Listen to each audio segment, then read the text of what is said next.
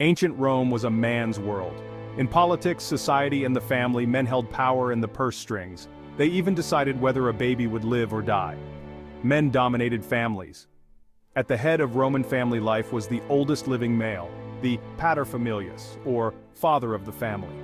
He looked after the family's business affairs and property and could perform religious rites on their behalf. The paterfamilias had absolute rule over his household and children. If they angered him, he had the legal right to disown his children, sell them into slavery, or even kill them. Only the paterfamilias could own property, whatever their age.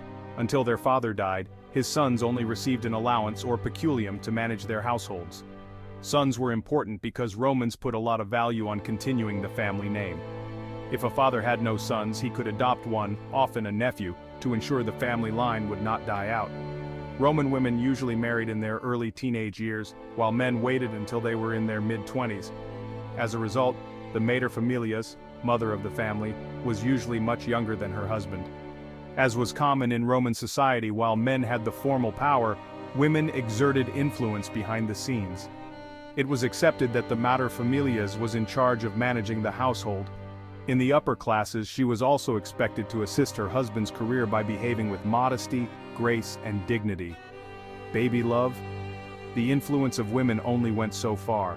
The paterfamilias had the right to decide whether to keep newborn babies.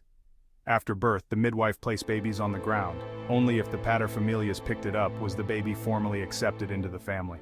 If the decision went the other way, the baby was exposed, deliberately abandoned outside.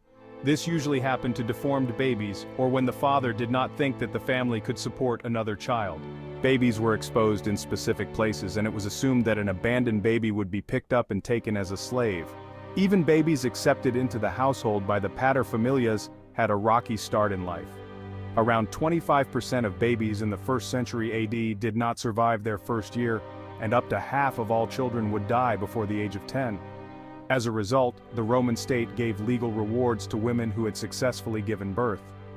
After 3 live babies or 4 children for former slaves, women were recognized as legally independent.